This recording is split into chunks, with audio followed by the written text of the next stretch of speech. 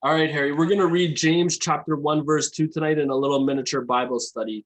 Consider it pure joy, my brothers and sisters, whenever you face trials of many kinds. How can we consider it pure joy when we're going through a trial? Yeah, this verse came to my attention maybe a half a year ago, and the first time I ran into a bit of a snag that wasn't going my way at all. I thought my prayer, I said, Lord, it says I'm not finding the joy in this, but I do know that it'll turn out okay. And I there was a comfort in that, but it was still awkward, and it did turn out okay. It was pleasant in the end, but it But was. isn't that the whole point of finding the pure joy is that knowing that we're still a child of God, regardless of what's coming our way or not? That's fair. That part's fair. But at the time, I was still struggling with the joy part. But but I was a joy in the aspect of knowing that I wasn't alone on this. So that's the beauty of it all. yeah, for sure. Verse 3, because you know that the testing of your faith produces perseverance. What does the word perseverance mean? Yeah, perseverance is just pushing through. Like, as like a soldier, got his knee busted up, but he's going to keep pushing forward. He knows he's not, but he's just going to make it happen. And we have all these situations in our life where things just go sideways but we're not slowing down. And we realize that it'll end okay, but we just have to go and go some more. And that's just what it is. All right, verse 4, let perseverance finish its work so that you may be mature and complete, not lacking in anything. How can we not lack in anything after just going through a trial? Well, the struggle, it just gives you more strength, eh? Like, the old adage says, "What doesn't kill you makes you stronger." But it's not a careless thing, But that as a Christian, you're not doing this on your own, and even just like in a natural sense, from a humanistic standpoint, every trial makes you stronger. But there's something special about that when we're walking with God, and that he the trials and struggles come from God also. They're part of the lot of life, but they're also struggles he sends us. It tests trials, they come our way, like throughout the even like in a school. If you're during the week, you have classroom, and then it's test day.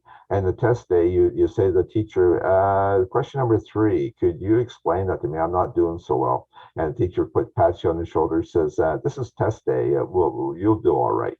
And so the concept is that it's test day, and we have to walk our way through it, and he'll see us through it. And the concept is that we have been paying attention, even though we're struggling on question number 3. Yeah, we were paying attention in class, and God wants to strengthen us and encourage us by sending struggles.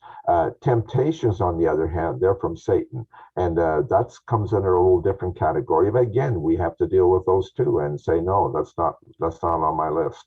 Actually, I got a question for you, Harry. So you said 6 months ago you went through the type of trial of some sort, right? Did it make you, when you persevered through it, did it make your relationship with God closer, or did you feel stronger or have more faith with Him?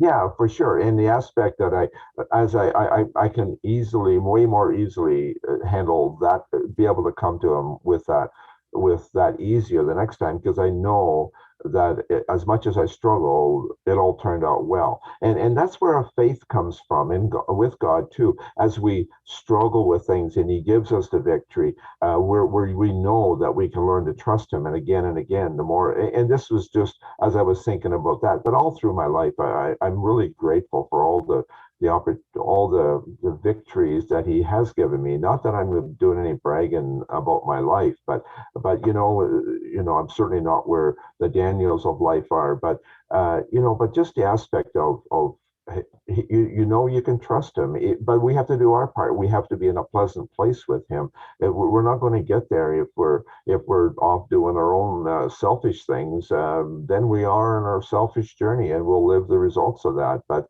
if we're honestly doing our part, and the struggles come, He'll see us through, and I know that He'll see me through, because my faith is there, but that faith has grown to that point. Awesome. Verse 5, if any of you lacks wisdom, you should ask God, who gives generously to all without finding fault, and it will be given to you. how important is it for us to be asking for wisdom?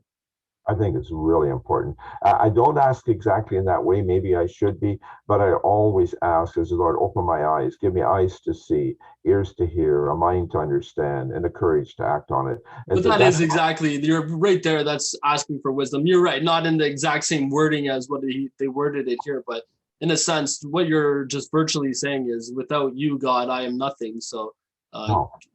But the concept is that this works, okay, because of my hope is throughout the day, every day, that the situations come in front of me, that I can be sensitive to people and things and situations, that I'm tuned in to what's in front of me, and what He sends. I hope I get it at the time, because 2 minutes later is too late. You know, like you mm, want to understand while you're facing it to get it right.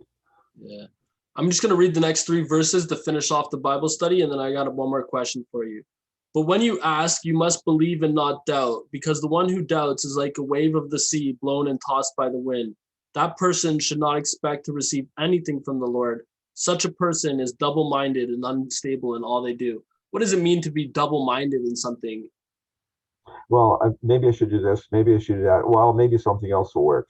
No, that's not going to be the answer. We know that that's not the answer.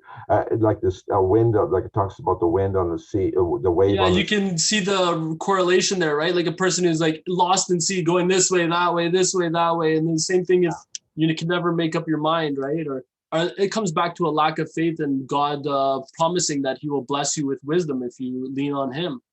Yeah, and what we need to be is like an oak tree, where the winds make it strong. Like, just the winds it welcomes the wind and the storms of life, because it's designed for that. And we have to be strong and stable and be there. But again, it is only through time that we, over Grow with the time, Lord. yeah, we can get there. And it's just a daily walk. It's not as if we're going to have to be great and mighty. We just got to be faithful, consistent. Yeah, Yeah, not double-minded there, right? Consistent. That's another perfect word to put it. But for awesome. sure. Thanks for this, Harry. I appreciate it.